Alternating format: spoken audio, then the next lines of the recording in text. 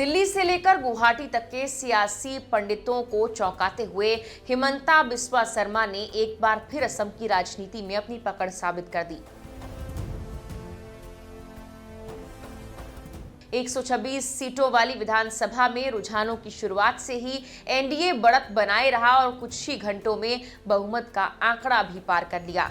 ये जीत सिर्फ एक चुनावी नतीजा नहीं बल्कि एक ऐसी सोची समझी रणनीति और मजबूत संगठन साथ ही जमीनी पकड़ का नतीजा है, जिसके बाद ये सवाल भी उठ रहा है कि आखिर वो कौन से कारण हैं जिनकी वजह से हिमंता बिस्वा शर्मा को आज नॉर्थ ईस्ट की राजनीति का सबसे ताकतवर चेहरा माना जा रहा है। असम में हिमंता शर्मा ने खुद को सिर्फ एक मुख्यमंत्री नहीं बल्कि एक रिश्ते के रूप में स्थापित किया है। आज छोटे बच्चों से लेकर बुजुर्ग महिलाओं तक कई लोग उन्हें मामा कहकर बुलाते हैं। ये सिर्फ इमेज नहीं बल्कि एक गहरी राजनीतिक रणनीति है। उनकी अरुणोदय जैसी योजनाओं के जरिए लाखों महिलाओं के बैंक खातों में हर महीने सीधी आर्थिक मदद पहुंचती है। चुनाव से पहले इन योजनाओं का दायरा और बजट दोनों बढ़ाया गया, जिससे एक मजबूत लाभार्थी वोट बैंक तैयार हुआ। ग्रामीण महिलाओं के लिए ये सिर्फ पैसा नहीं बल्कि सुरक्षा और भरोसे का प्रतीक बन गया और यही भरोसा वोट में बदला। दूसरी ओर कांग्रेस इस चुनाव में कमजोर नजर आई। गौरव गोगोई जैसे नेता राष्ट्रीय स्तर पर सक्रिय जरूर दिखे, लेकिन जमीनी स्तर पर उनकी मौजूदगी उतनी मजबूत नहीं रही। चुनाव के दौरान पवन खेड़ा जैसे विवादों ने बीजेपी को कांग्रेस के खिलाफ माहौल बनाने का मौका दिया। सबसे बड़ा रणनीतिक नुकसान ये रहा कि कांग्रेस ने एआईयूडीएफ के साथ गठबंधन नहीं किया, जिससे अल्पसंख्यक वोट बढ़ गए।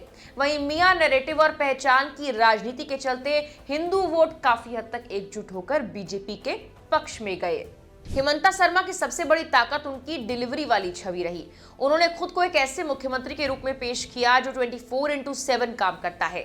सड़कों का तेजी के साथ निर्माण, मेडिकल कॉलेजेस का विस्तार, प्रशासनिक फैसलों में तेजी, इन सब ने लोगों के बीच ये संदेश दिया कि सरकार काम कर रही है। उनकी कार्यशैली अलग है। कई बार वो खुद देर रात तक प्रोजेक्ट्स का निरीक्षण करते नजर आए। इससे जनता को लगा कि नेता सिर्फ भाषण नहीं दे रहा बल्कि जमीन पर मौजूद है। यही वजह रही कि इस बार असम में सत्ता विरोधी लहर लगभग नजर नहीं आई। इसके साथ ही शर्मा की व्यक्तिगत लोकप्रियता भी चरम पर रही। आशीर्वाद यात्रा के दौरान असम के अलग अलग हिस्सों में भारी भीड़ उमड़ी। हर उम्र, हर वर्ग के लोग उन्हें देखने और मिलने पहुंचे। उनकी छवि एक ऐसे नेता की बन चुकी है जो वादे करता ही नहीं बल्कि उन्हें पूरा भी करता है। इस छवि को बीजेपी और आरएसएस के मजबूत संगठन ने और फैलाया। बूथ स्तर पर फैला नेटवर्क और संसाधन इस नैरेटिव को हर वोटर तक पहुंचाने में सफल रहे, जहां कांग्रेस कमजोर साबित हुई। इस चुनाव में एक और दिलचस्प मोड़ तब आया जब हिमंता शर्मा की पत्नी को लेकर विवाद खड़ा हुआ। कांग्रेस ने उनके पासपोर्ट को मुद्दा बनाकर सवाल उठाए, लेकिन शर्मा ने इस पर आक्रामक रुख अपनाया और इसे साजिश तक बताया। उनका ये तेवर सोशल मीडिया पर तेजी के साथ वायरल हुआ। इस पूरे मामले में जहां विपक्ष हमला करना चाहता था, वहीं शर्मा ने इसे अपने पक्ष में मोड़ दिया और जनता के बीच सहानुभूति भी हासिल की। ये दिखाता है कि वो सिर्फ रक्षात्मक राजनीति नहीं करते बल्कि हर मुद्दे को मौके में बदलने की क्षमता रखते हैं। बीजेपी की डबल इंजन सरकार का मॉडल भी इस जीत में अहम रहा।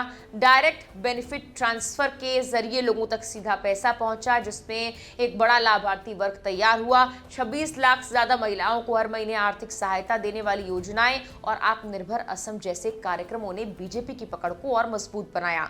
ये वर्ग चुनाव में निर्णायक साबित हुआ।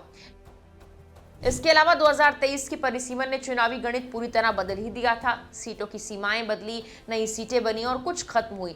मुस्लिम बहुल सीटों की संख्या कम हुई जबकि जनजातीय और स्थानीय प्रभाव बढ़ा। इससे विपक्ष के पारंपरिक वोट बैंक का असर सीमित हो गया और बीजेपी को रणनीतिक बढ़त मिली। हिमंता शर्मा की राजनीतिक यात्रा भी इस जीत को समझने में अहम है। करीब 2 दशक तक कांग्रेस में रहने के बाद 2015 में बीजेपी में शामिल होना उनके करियर का टर्निंग पॉइंट रहा। 5 साल के अंदर उन्होंने असम में बीजेपी को सत्ता दिलाई और पूर्वोत्तर में पार्टी के सबसे बड़े रणनीतिकार बनकर उभरे। 2021 में सीएम बनना और केंद्रीय नेतृत्व के करीब आना उनके बढ़ते कदम के संकेत थे। पार्टी के भीतर उन्हें एक प्रॉब्लम सॉल्वर माना जाता, ऐसे नेता जो हर हाल में रास्ता निकाल ही लेते हैं।